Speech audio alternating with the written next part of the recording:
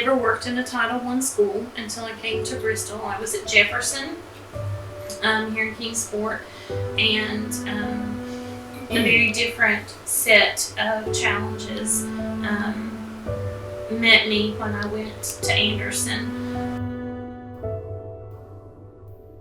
80 to 85% of our student body is low socioeconomic and qualify for free and reduced lunch.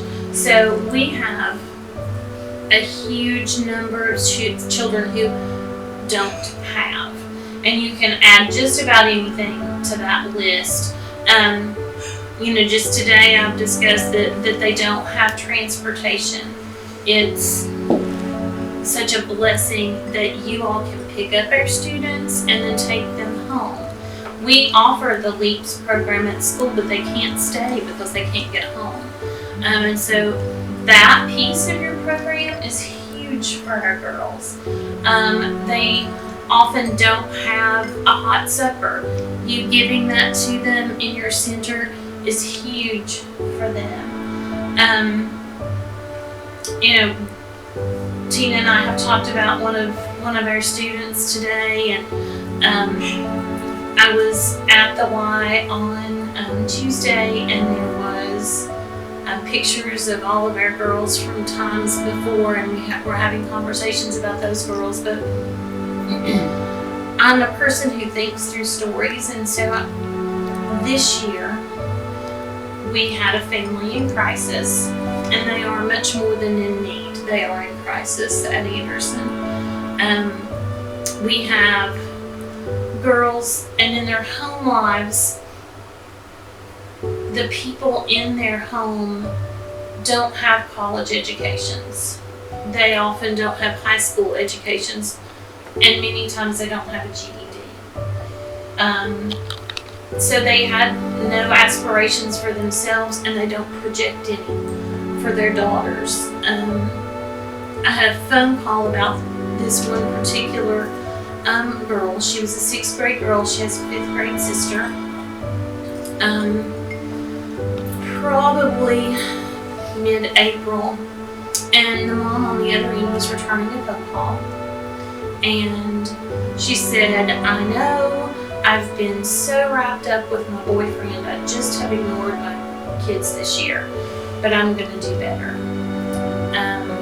It didn't get better between April and May. These girls walked home. Nobody was ever there. They were alone. No one to fix their supper. No one to wash their clothing. They were dirty 90% of the time. They didn't stay in the home. They wandered the sidewalks looking for something to do, someone to talk to. And then Dr. Christian suggested that these girls be part of the TechGYRL program. And they, in that short period of time, they have changed. So their countenance has changed, and I've seen them smile for the first time in the school year. Their homework is mostly done. They're still coming dirty because we can't fix everything, but now they have hope.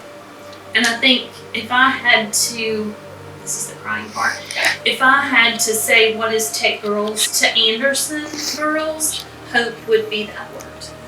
Because they had none.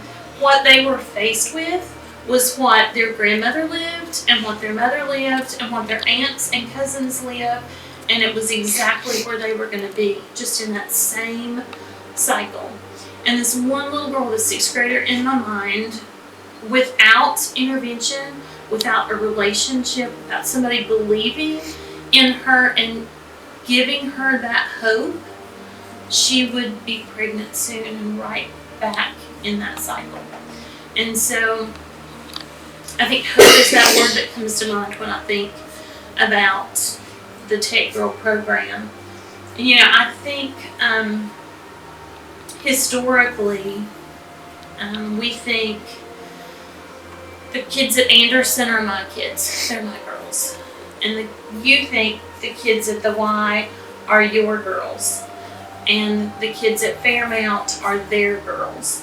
And I guess having had a couple of meetings with Tina and really thinking and talking my way through this, that what we need to do is realize that those are our girls. Those are our girls that need relationships, they need support, they need someone to believe in them and point them forward, and TechGYRLS does all those things for them. So, we appreciate everything you do for those girls. One of the girls that Tina and I were talking about, probably one of the children I was most concerned about in their entire school, and now when she sees me, there's just a radiance about her. She smiles all the time. It has changed her world. And so for that, I'm thankful. I'm a firm believer we save one child at a time. And so that's huge for us. I would love to see you double or triple the number of our kiddos, because you do. Hope is not something you can hand out. It's something that has to be instilled with a loving heart, and that's what you all do for us. And so I appreciate that.